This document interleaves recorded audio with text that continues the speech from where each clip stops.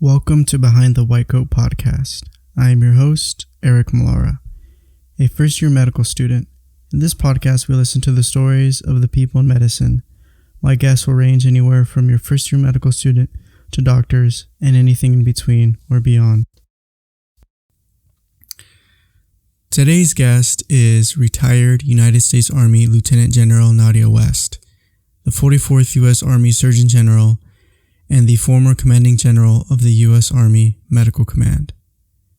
She is the first Black female Lieutenant General in the Army.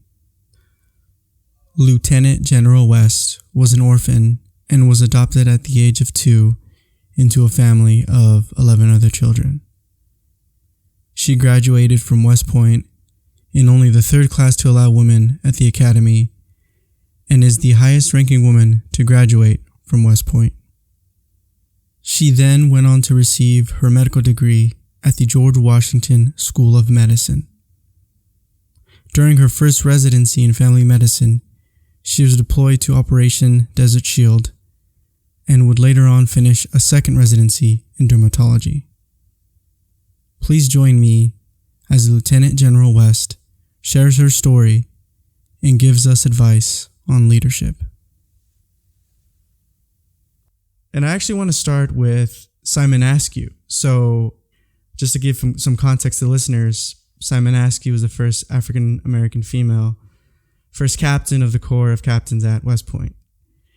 And I bring this up because, Simon has said she just wants to be a great leader regardless of race and gender. And when it comes to your story, we tend to focus on that. And I bring this up with the question of, have you ever felt like your accomplishments were ever altered or made you feel different about it because of all those qualifiers that have been mentioned?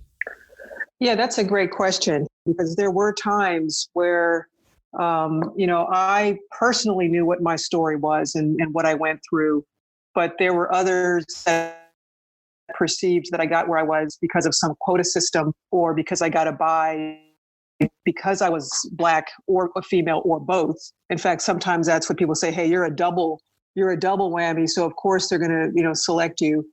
And so sometimes that was really hard because it was, I worked really hard to get where I was. And so yeah, there were times when that did overshadow things. But I think the way to counteract that is just to one-on-one as people worked with me and saw what I was able to do. Not to, say I was all that great, but then they could see, hey, you actually did do the things that deserved,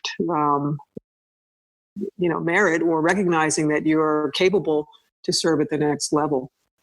I can actually give you an example. A friend of mine who's actually a white male, a fellow physician, and he felt comfortable enough when I got promoted to major below the zone, which means before anyone else in my year group. So I was actually considered in a year group that was 1 year ahead of me.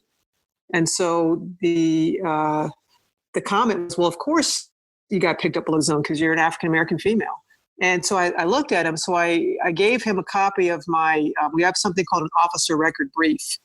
The items on my officer record brief kind of tells you what you do in your military career. So I had gone to airborne school, air assault school. I was a distinguished honor graduate of my flight surgeon course, which is another course that a lot of physicians don't go to.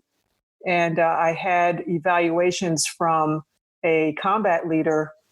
So it was a non-medical, leader when I was deployed to Desert Shield, Desert Storm, which no one in my year group, so that was distinguishing. No one in my year group had gotten deployed to Desert Shield, Desert Storm because I was a resident. And typically they don't send resident, but of a glitch, they sent 2 of us.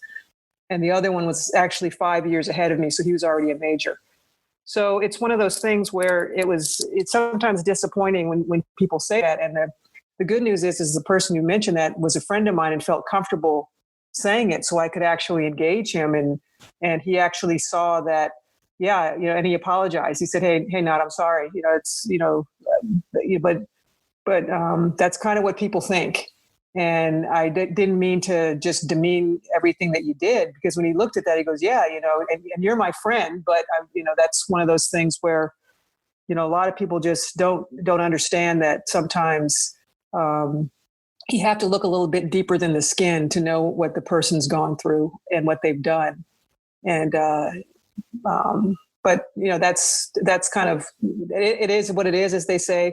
But the way to counter that, in my opinion, is just to do the best that you can.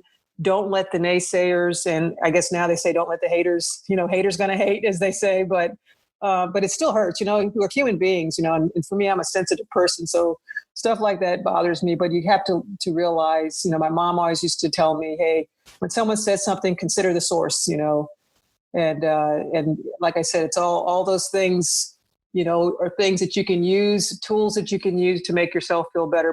But it still stings a bit when people automatically assume that.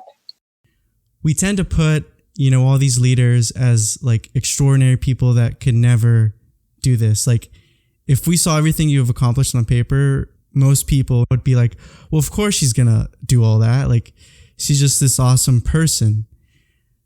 Did you ever feel that way, maybe going through like West Point, of people who are higher up, and like how did you overcome that feeling of you're just born with it? You're obviously just gonna go and crush it. Yeah, and that's one where I never felt that way, and still don't. To be quite honest with you, it's one where I used to look at everyone else to the left and to the right and ahead of me, saying, "Yeah, they're great. They're doing all these things. I could never do that." And it's still to this day, it's one where it's not a big deal. And I feel that I'm not a big deal. I'm just someone who was, fortunate enough to be, have things aligned to allow me opportunities that other people may not have had. Colin Powell, who was one of my heroes, General, those are not familiar, General Colin Powell was an African-American 4-star general early on, but he was also the Secretary of State. And so he was quite a trailblazer as well in his own right. And so he always used to say, and I've heard various versions of it, but luck equals opportunity plus preparation. And so I think that I've gotten a lot of the positions that I've had, the education I have, because of those opportunities. For example, West Point. West Point had just opened to women, in 1976. The summer of 76 is when the first class started. Had I graduated from high school a few years earlier, or, I would have probably not, I know I wouldn't have gone there. I would have gone to, another school, maybe ROTC, but that option wasn't open for me. So I happened to be at the right age, at the right time to be able to take advantage of that opportunity. And it's the same thing for medical school. Of course, I had to study and take the MCATs and do well enough that the school thought that I was, had the sufficient potential to be a physician. But I was able to, again, take advantage of that opportunity. And being in the military, as a military physician, the great opportunities I've had there. So I've never saw myself as someone extraordinary. In fact, if you know my background, I'm one of 12 adopted children. So I didn't come from a background where everyone in my family was a physician or everyone in my family was, college graduates and successful. My parents were very hardworking people. My dad enlisted in the Army. He went to college actually. As he was older, he took some courses at Montgomery College, community college, but never got his full degree. My mom did go to college. She did, she went to Ohio State and did journalism, which was rare during the time she was coming up. So I did have some strong. Take it back when I said they didn't go to college. My mom did go to college, but they were just humble people, and they told us hard work, perseverance, self-discipline will get you, and you just do the best you can in everything that you're offered. But the main thing they said that was more important, and my mom used to always say this thing that what behooves a person to gain the world and lose their soul. So she said, always remember and base yourself in that success is not necessarily something external. It's being a good person. And so they tried to raise me to be a good person. My faith is very precious to me, and that's one of the things I'm grateful for from my parents is their faith. And my faith tradition is Roman Catholic. And that's helped me through a lot as well, just having faith that there's something greater than myself, and there's a mission that's greater than me. And my life is not about me. It's about what my purpose is from, from the divine source, who knows the plan better than I do. This is my belief. And so I just wanted to caveat that, not trying to proselytize, but that's kind of what makes me tick. How have you instilled and kept all those values with your professional and your personal beliefs? Yeah, and to me, it's quite easy in the Army. I think a lot of people don't realize. I mean, we have a chaplain corps, so there's you have medical corps, you've got infantry, armor. There's different branches and corps, what they call them the corps, but let's say the branch. So there's actually a chaplain's branch where they have chaplains who are assigned to units to help with the spiritual. And not just spiritual, but they're also counselors as well in each unit. So it's actually accepted in the military that there is a spiritual dimension to soldiers, sailors, airmen, Marines, because they're in all branches of service. So there's a spiritual dimension to the service member that needs to be nurtured just as well as, the medical part, and just as well as, the training and doctrine command, trains you. And so that made it kind of easy. So there are chaplains of all faiths in the chaplain corps. We have Muslim chaplains, we have Jewish chaplains, Christian, we have Catholic, and all the other good number of the other denominations. And the funny thing is, it's really interesting how you don't have to, you're assigned to a unit. So I've had Protestant chaplains assigned to our unit, and they were just as great team members as any, because they took care of the soldier and their family. And so they weren't there to convert anyone or proselytize. They were there to answer questions and to help their service members through hard times.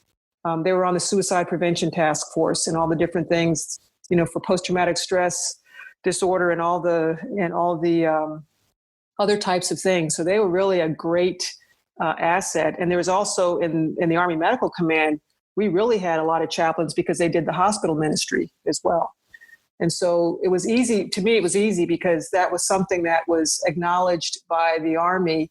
Now, again, they didn't promote or endorse any particular religion at all. And it's not like, hey, you have to go to church, you have to go to chapel. Funny thing, back at West Point, when I first started in 78, there was mandatory chapel. So you had to go to church. Pick one, but you go, there was kind of that values thing that, that over the years, it's no longer, but back in the 70s, we used to march to church on Sundays, which was, for me, that was awesome. But for people who weren't, they were probably like, well, why do I have to do that? But so the Army does not, endorse it, but they do allow that. So it was easy to keep my faith in the service. The other thing is that, the Army is a values-based organization. And so we actually have Army values, and, the Army values of loyalty, duty, respect, selfless service, honor, integrity, personal courage. So those are the and if you look at the first words, it's LDRSHIP, and that's kind of leadership. That's kind of what the acronym for the Army values. And so the Army, tries to instill values, which if you look at a lot of those line up with what, in my case, what Christian values are. Especially integrity, be truthful, be loyal, do your duty, do what's required of you, have respect for other people, comport yourself with honor, selfless service, that's a very, spiritual, tenet or value to live by, and personal courage, being able to do the right thing when no one's looking. So I think the ability to, it's all out there to try to embrace and inculcate as much as possible. That's the expectation for our Army leaders, is that we are leaders of character, leaders of integrity, because otherwise, how do you lead troops if you don't have a good sense of your moral compass pointing in the right direction? Right. And you went to medical school at George Washington. So you went with classmates who weren't in the military. Was there anything maybe that surprised you? Yeah, I have to tell you, it was a culture shock to me because my dad was in the military, my older brothers and sisters were military, so I grew up around the military on Army bases and things like that. Then went straight to West Point, and then the culture there is like everybody's on the same team. There was something they said, your classmate is your most valuable asset. So everybody was going through the same situation. You wore the same uniform every day. Everyone understood what the cadet experience was. You all had a common goal to graduate. Cooperate and graduate was kind of our motto. And so that's kind of when I first showed up to medical school. It was funny, we had lockers, and so the guy right next to me, I'm like, hey, how's it going? And he looked at me, not in an unpleasant way, and it was like, do I know you? And it's like, because I was like, hey, because at West Point you didn't have to know a person. You could go, run into someone that you never saw before, and you could strike up a conversation and chat because we're all the same. And so it's like, no, it's like, hey, but we're classmates. He's like, yay. Right. Kind of like, because he's like, who is this weirdo? And so it was kind of, it was a different culture because everyone was pleasant. So don't get me wrong. It wasn't a horrible experience, but it was just, it was not the same where we were all, we're all in this together. Because there were the age difference. There were some older folks. There were some that were married and had families, and others that were younger, and people that came from all walks of life. Same in the military, but we all over the 4 years at West Point kind of merged into like one conglomerate. And so it was really interesting. It was just really different. Everybody kind of went their own way after school. You had certain people. I remember the California guys used to wear the kind of the Hawaiian shirts and shorts to school, even when it was freezing cold, it was kind of their little thing, and they'd sit together. And then you had, people sometimes did click off into different, I guess people they felt comfortable with.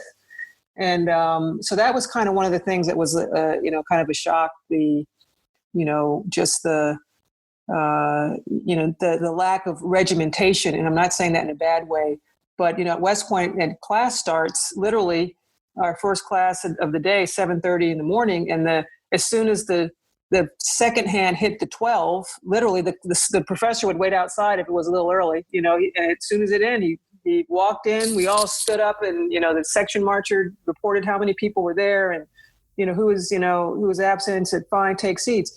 So literally the first class, I almost stood up when the professor came in, and because there was no the class just started. So he came in, put the stuff at the lectern. People were kind of talking, the buzz thing. And he just started talking. And I said, oh, I guess class has begun. I was expecting some, okay, everybody stand up. Here's the professor, class begins. And so it was just a different, I think, a culture shock on the regimentation that we had at West Point. Understandably, it's a military academy versus the kind of the individualistic, again, we're all medical students. But, it was just more, you were in your own zone type thing. You had your own goals afterwards too. Some were going to go into practice, some were going to go into research, and you would just kind of go your own way. Whereas at West Point, we all knew, yes, we're all graduating and going our separate ways, but we're going to be joining the Army. So we all knew that was, a follow-on goal. So I think that was one. I don't know if it's something that the medical school could learn from that, but it was just, I think it's changed a lot. I talked to the GW team, and they said that they did have some team building exercises before the school year started, so you could get to know your classmates. And that's one of the things where I would have suggested, but I know they're doing that now, because literally you just showed up and you started class. There was no there may have been a mixer or something like that, but really nothing to establish your identity as a class.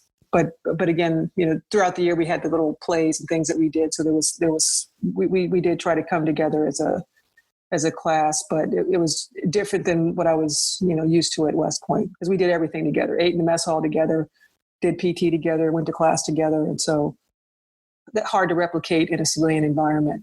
What do you think maybe from the military or your own experience that medical school could do if it is beneficial to maybe embrace the personal values of the students more? Yeah, that's a real hard one to do in the environment. But you're absolutely right. It's really important for there to be an understanding of others, to embrace others and make everyone feel welcome, like they're part of the team. The Army does that by shared experience, because again, in basic training, you all show up from different areas. And what do? For the guys, they shave their heads, right? They take your civilian clothes and give you uniforms. And then you all stand there and if you've seen the new recruits coming in there, and they all look the same. And so they start getting that, okay, well, now you're all soldiers, and the person to the left and to your right, that's your buddy, and you may have to rely on him or her to save your life, or you may save his or her. So you need to get to know that person. And so there's a forcing function in that it forces you to learn about people that you wouldn't have learned about before.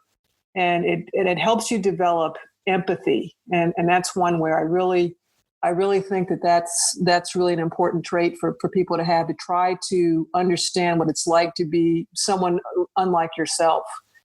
And I go back to one of my favorite movies is Remember the Titans. And my kids, we used to have one of those minivans with the VCR in it. And the one movie that they know every word of it, because every time we went on a long trip, that's what we would watch.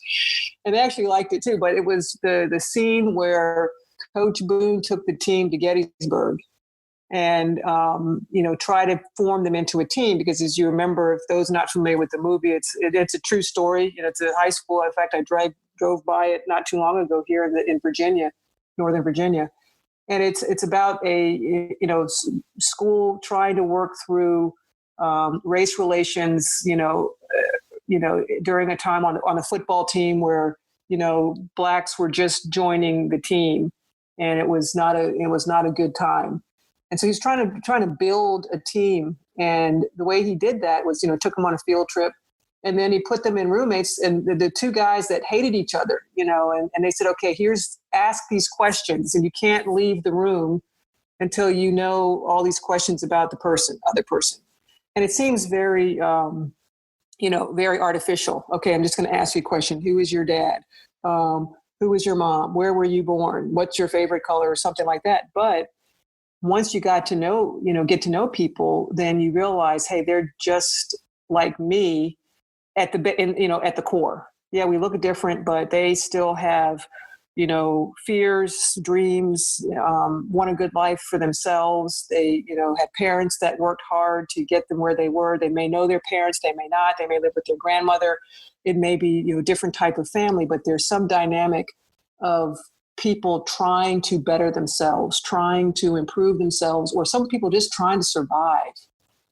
Just trying to be safe. And that's one thing they don't realize. Some kids who have to run the gauntlet just to get to school, right? And then there's others who have a driver that drops them off at school. Two different experiences. And for people to understand that about each other, what some had to go through to get to where they are may have been a totally different journey than you had to have. And that helps you respect other people as well. So you just don't look at them as those people, or those, the troublemakers. And, you just see what's going on in our society today. There's so much distrust and categorization of people as groups, and then judging them based upon that. Nothing new. It's been happening up and down the ages, but it's something it's sad that it's still going on now when we are supposed to be so sophisticated and, so advanced. You mentioned Remember the Titans, and it seems like it was a long time ago. Like, oh yeah, that was, way back in the day. But if you really think about it, like it wasn't really that long ago. And especially nowadays, we tend to put ourselves under this illusion that like we're more enlightened, we're more sophisticated. What do you think maybe is the next step for whether it's military or medicine in terms of like diversity as a whole? Like, what's the next step now for all of us? Wow, that's a hard one. If I knew the answer to that, I'd be a Nobel Prize winner. Good news is it's getting better, right? If you it's kind of one of those things. How like they say public health is about populations, right? You can look at huge populations and you can say, okay, look at over the centuries how health has improved since the Middle Ages, since that. So in the macro, things are getting better. But if you look, individuals, each individual, their health, you're going to medical school to take care of a patient, one patient at a time. And so it doesn't matter what the macro looks like, for the percentage of people who have diabetes or, what's the survival rate of this type of cancer. When you have it 100%. And so it's kind of like that. I think we look at the macro, it's getting better, but then we have to descend down into one person at a time and look to see how is this working in this neighborhood, in this area. Just look at, you mentioned the COVID-19, it's uncovering disparities in the fatality rate and the incident of having who gets the disease and who dies from it. And it's funny. So someone's like, why is it more in African-American populations and Latino populations? And it's like, well, is it genetic? And it's like, well, not maybe at the DNA level, but it's genetic because of the impacts that those groups of people had just based upon how they look. So it's not because of there's something in their metabolism. It may be in some if their health is poor. But why is their health poor? Some personal choices, yes, but what about in those health deserts where they don't have access to care? So I think it's one of those things where from the military perspective, I think we're definitely moving in the right direction as far as we've been on the leading edge of society. I mean, it's right now it's really it's sometimes you have to stop and think about someone in your team, your squad, what races are they? If someone asks you, how many of this do you have in your squad or team? A lot of kids would have to sit down and actually write it out rather than just off the cuff because they don't look at each other like that. They're like, well, that's my buddy. That's so-and-so. And so I think if we continue down that road of just working side by side, considering ourselves soldiers, and yes, there are individual identifications that we can say in demographics, but we're all soldiers.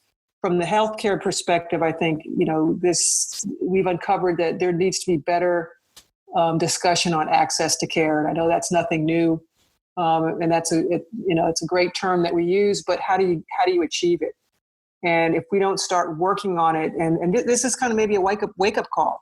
There's a lot of things I think that the COVID-19 will allow us to take a really hard look at in almost every aspect. Our preparedness, how do you get together as a nation? You've got different states doing different things. So politically, I think that's going to be something to look at. Our healthcare system, that really uncovered a lot of what, our preparedness in the healthcare system, the whole logistics piece, supply chain, this just-in-time supply theory is that we can sustain now. It's cheaper, it's more efficient.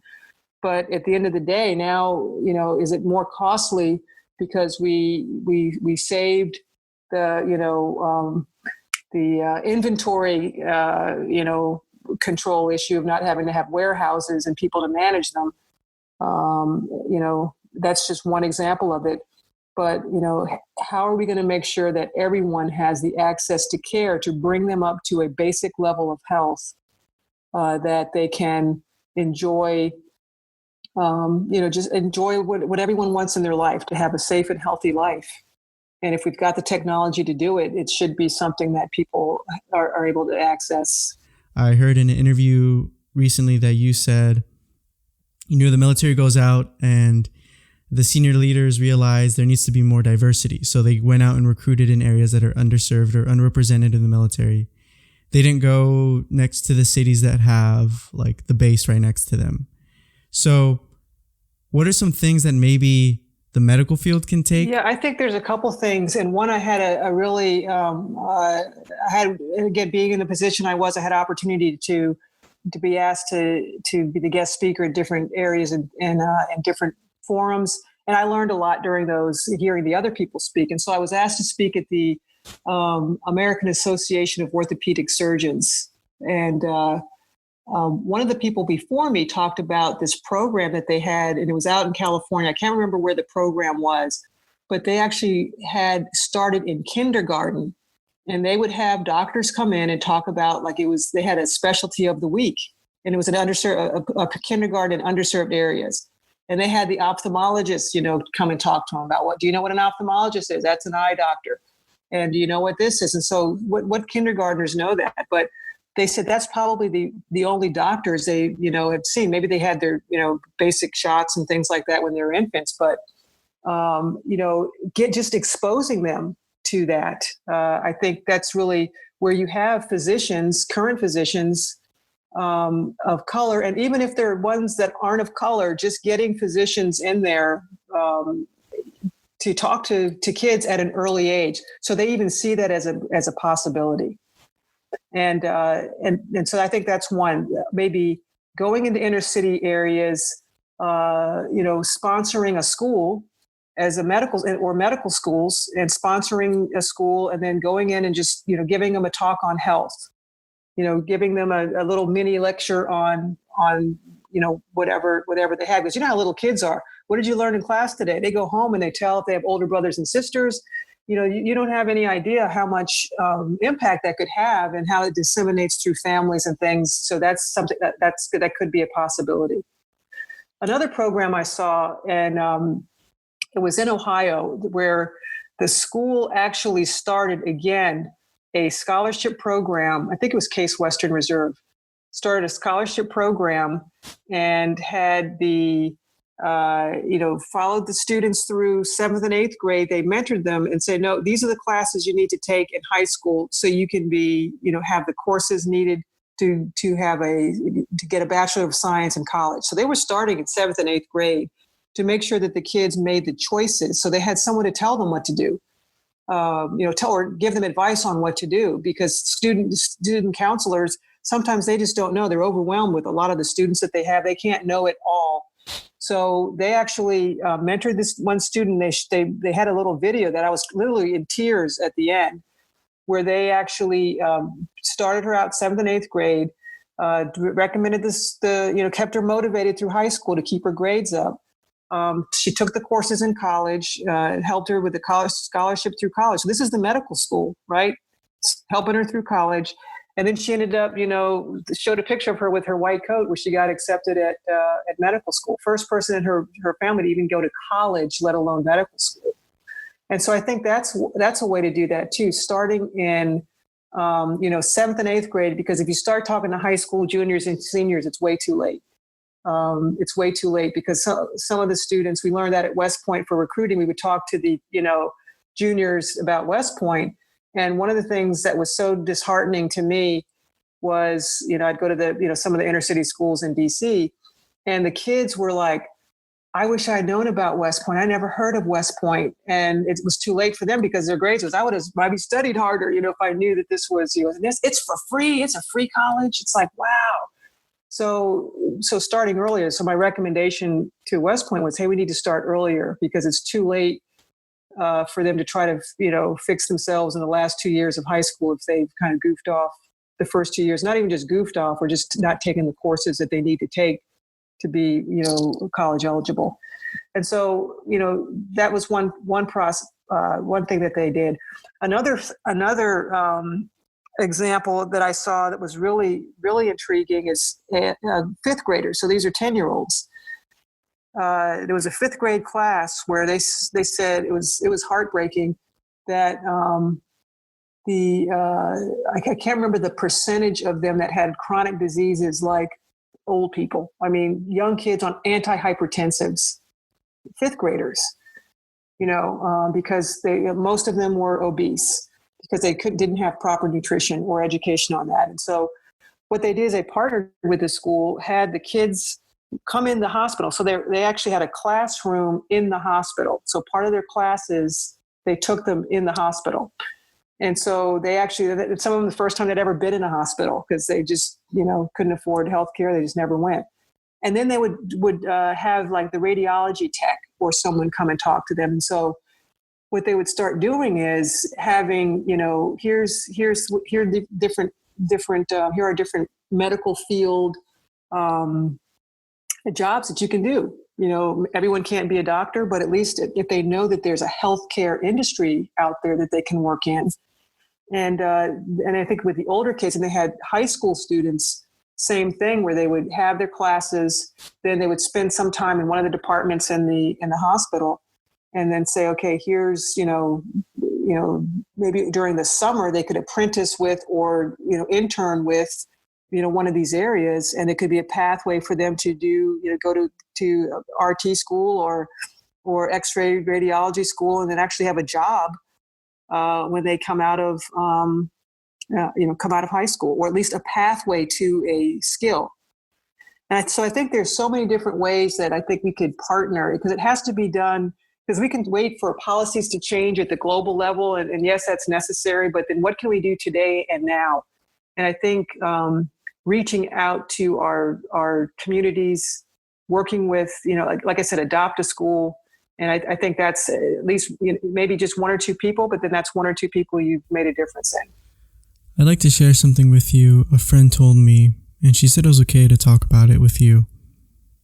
But she feels, as a woman of color in medicine, she feels both proud and frustrated at times. Proud about being the first in her family to go to college, but frustrated that she might be only looked at as a woman of color as opposed to just a hard worker. Yeah, and that's one where that's going to be a hard one. If she hasn't read the book Lean In with Sheryl Sandberg, who's the Facebook COO, I would recommend that read to her, because it never ends, no matter how. So she was at Google, she's at the top of her game, and she said, and a lot of women feel that, quote, imposter syndrome, that, hey, I shouldn't be here, really, I'm not good enough. But to add on the other pressure, I think it's one where you just, realize it, recognize it, and then put it over on the shelf for a while so you can get down to business. Yes, people may look at you like that, but people, again, consider, my mom used to say, consider the source. Who are they to judge anyone else, right? I mean, who are they to say, hey, you won't be able to do this? When I was applying to medical school at West Point, there were some naysayers like, hey, medical school is hard, you probably won't get in. And they weren't doctors, right? They never went to medical school, but they had an opinion. They were going to tell me, yes, it's hard. I've heard it's hard, but they didn't go through it. So, where is your level of expertise to judge whether or not I'd be able to make it? So I gave people, I'm thinking this now, but back then I would take all this stuff to heart. So I would just say, try to realize that everybody is trying to figure it out, just like her. Others may have different, plights or different things, but there's a lot of insecure people because no one's figured it out, right? No one has really figured it out because they haven't done it yet. They're still doing it. They may have parents who did it.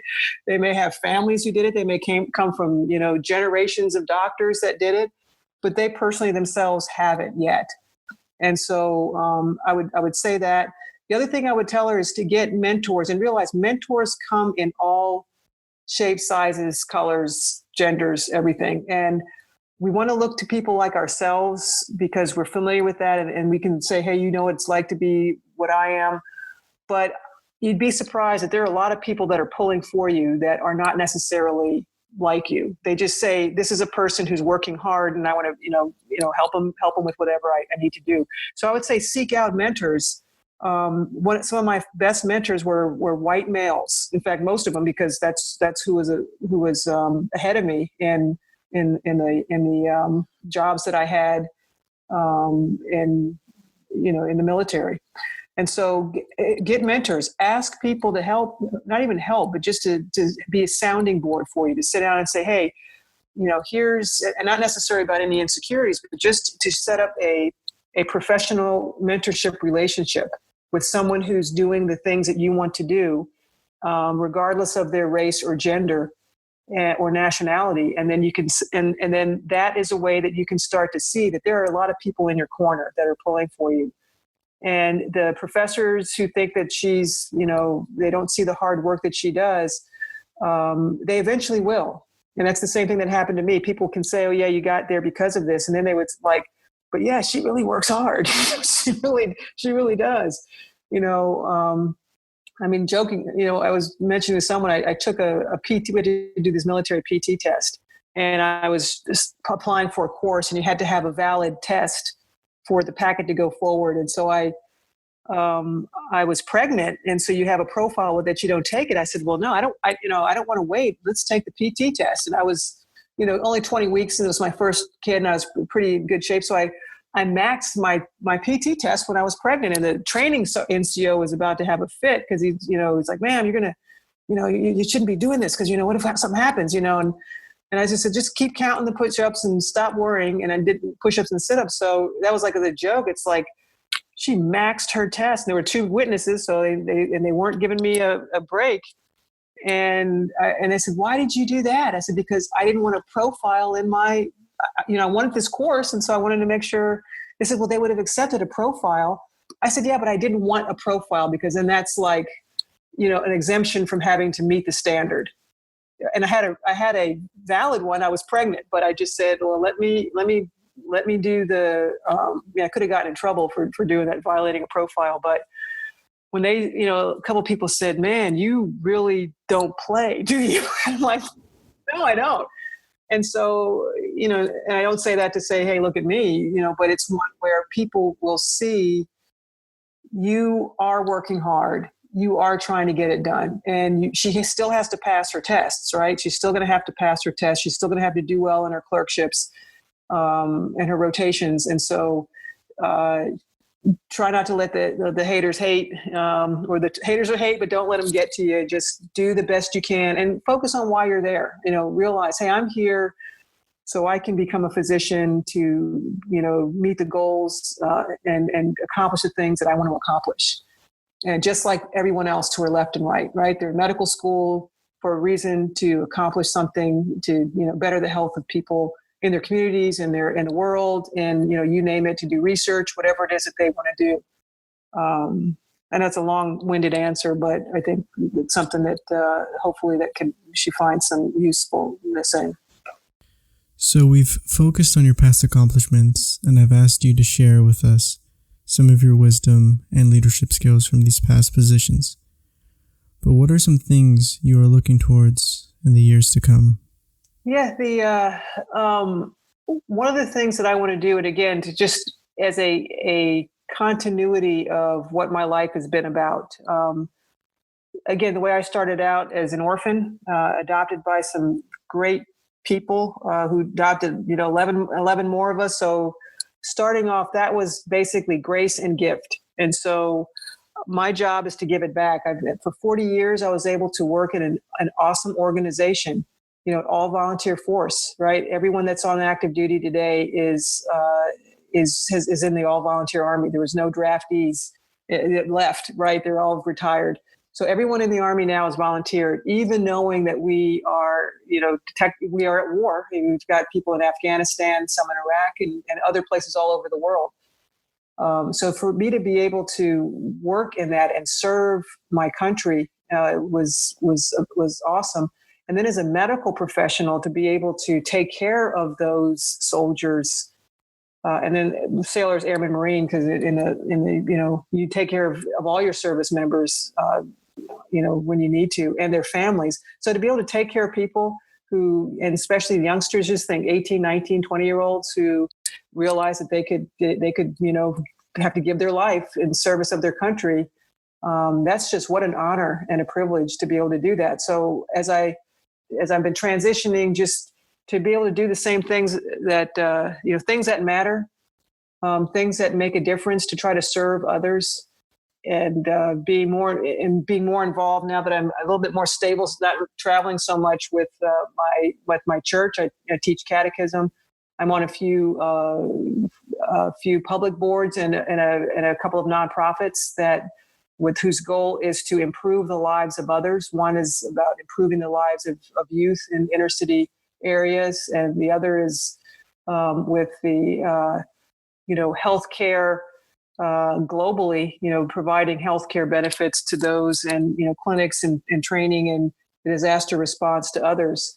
And so if I can do something along that line to continue to serve, that would be a good life. We tend to have a culture Like, you just have to be the most hard-headed person out there to be a leader. Like, we glorify all these people like Steve Jobs and Michael Jordan who are like, you can't be nice to succeed. You just have to step on everyone. Like, you have to be this individual person that's just going to succeed. Yeah. I think the what you explained probably is not that successful as far as I know. People are successful maybe in using that, but then the question is how much collateral damage has been there. Have they caused based upon that?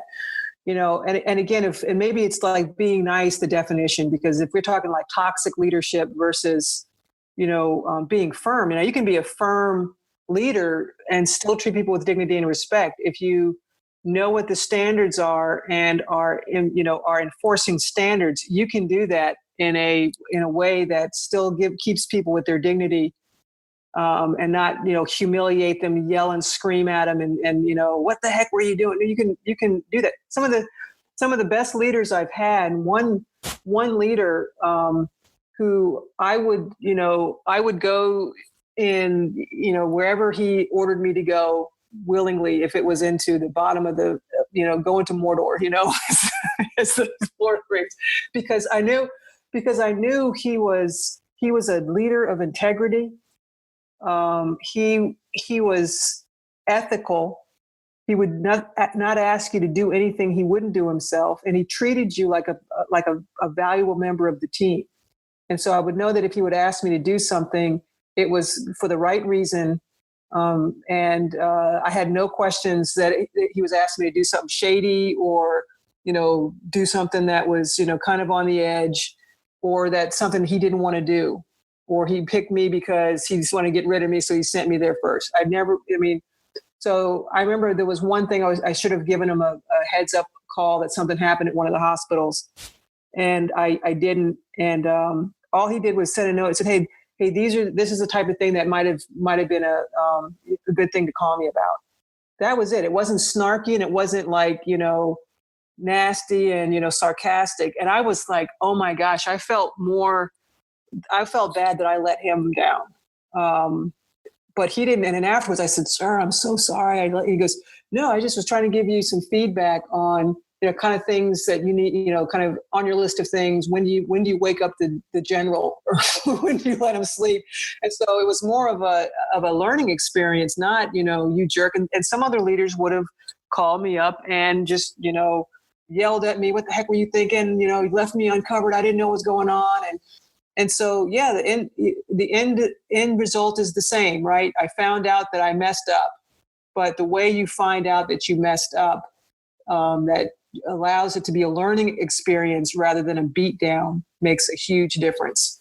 And so I would say taking the main thing, and I'm seeing this on the boards that I'm on too. So you're talking about military and civilian.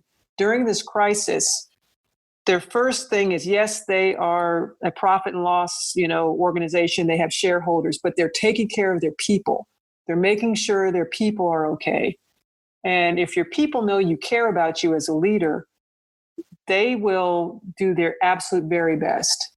If you yell and scream, yes, they'll do it, of course, because you're the boss and you're going to tell them to do it. But you may have just lost a really good soldier that would have been in for 20 years because they loved it. But they're like, hey, this is not the organization for me because I just got treated like dirt.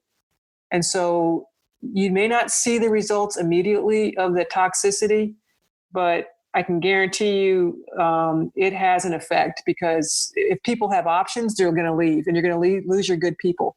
If they don't have options, they're going to stay, but you have lost the person that's going to give their best. They will do exactly what they have to do, nothing more, because they don't want to put their neck out there and get it, smacked. So all that to say, I think, what your personality is, if you're, you have to be authentic as a leader. If you're a quiet, introverted person, you can still be a good leader, an effective leader. You don't have to try to change your persona because people can tell it's fake. If you're loud and boisterous and say, okay, now I'm going to have to act like really serious because I'm a leader, people could say that. For me, it was like, oh my gosh, they don't know what they've just done, making me a general officer. but you just have to be who you are. And we should all be working on who we are, as far as trying to get better and better every day. Kind of reflecting, not that, what I'm saying, just try to improve. We all try to improve ourselves every day, but your personality, the type of person you are, especially but it can't be like if you're a toxic person, you should try to change that if that's the way you deal with people. But yeah, I think you can be, and I guess nice, the word nice, I think professional. You can be professional. You can, again, back to treat every human being with dignity and respect. I mean, every human being is unique, precious, and unrepeatable, right? And that's John Paul II. So that's, I heard that once, and I said I got to write this down because everyone's unique. They're precious to someone, if not only the Lord above, and they're unrepeatable. Once they're off this earth, they're not going to be here again. And so that made me stop. That really changed a lot, because people annoy you. It's like, oh my gosh, well, who am I to say that this person, yeah, they're annoying me, but they're precious to somebody.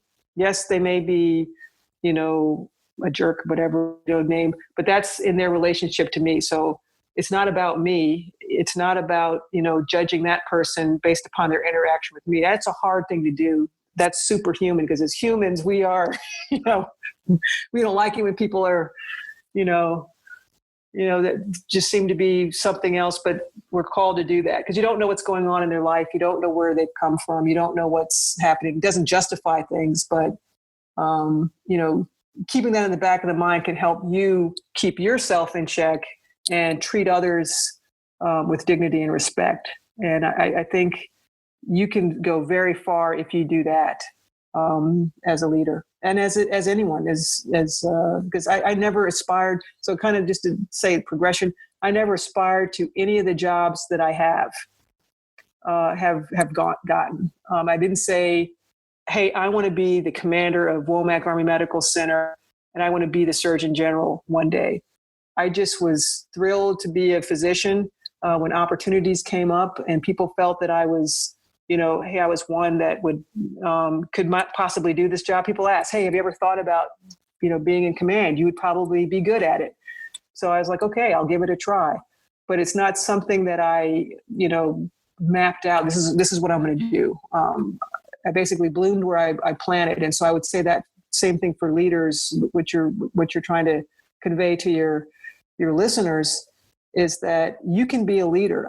I tell my privates, I said, hey, the private, the specialist, the young, so privates are like the lowest rank in the Army. It's like a, E1. And I tell the little privates, I said, you guys are leaders. And they look at me, they're like, but man, we're not in charge of anybody. I said, no, but you're in charge of yourself. And you are leading just by how you wear your uniform. When someone sees you, that your uniform is spotless, it's strapped, it's like, wow, he's squared away. I want to be like him.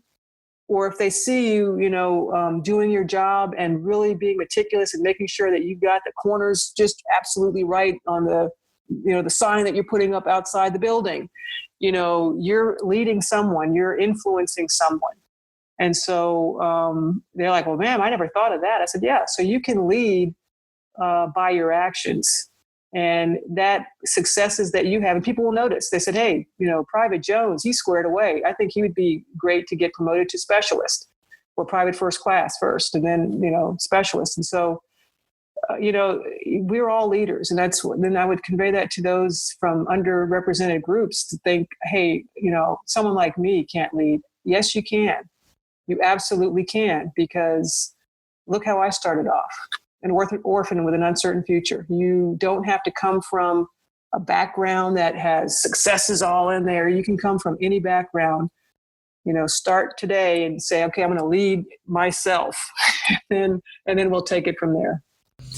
I just want to end with thanking you for your time and thank you for your words of encouragement. Country kind of seems more divided more than ever. Any maybe final words of encouragement that you could give us all, not just in medicine, but everyone? Yeah, I would say that, kind of like earlier, I mentioned the macro view and then the micro view.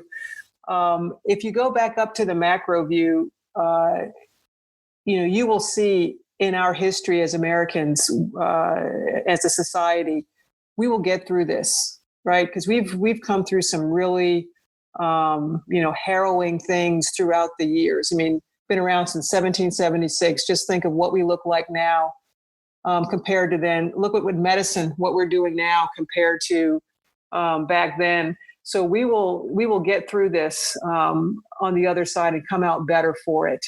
And I really believe that. Easy to say, again, looking at, from a 50,000 feet view, everything looks kind of nice. Down on the ground, I know it's really tough now. It's tough to know because there's so much uncertainty. But we've gone through uncertainty before in different areas. I mean, you guys are a lot younger. Talk to your parents. Talk to some of the older folks. I mean, people who went through the Depression.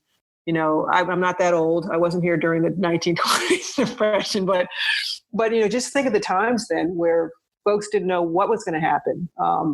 And so I think, just to know we will get through this, and to be positive, to say, hey, this is now an opportunity to, change things that, there's some systems are going to be altered forever. The education system, the healthcare system. So this is actually a great opportunity for the next generation to say, okay, how are we going to make things better? Sometimes when things like when not that I would advocate it or would ever be happy about, like if you have an old house and it burns down, it's like, well, now I can build it with, because if you try to fix it and tweak it here and there, it's going to take forever. Now, we can start from ground up with a brand new electricity system, brand new pipes, all this stuff. And so maybe looking at it that way, it's, out of tragedy, what's the silver lining? What are some of the things that you as young folks can do to change things for the better? Again, it's hard. You don't know what's coming up next. You don't know what's what the job situation is going to look like for physicians in the future. But hang tough. You're going to get through this. If you made it through medical school, you can make it through anything. And again, not to minimize the pain and suffering that people have gone through, but you guys will do it. Keep your chin up and think of how you can make it better. Thank you for listening to this episode on Behind the White Coat. I hope you enjoyed it, and please stay tuned for next week's episode. Thank you, and take care.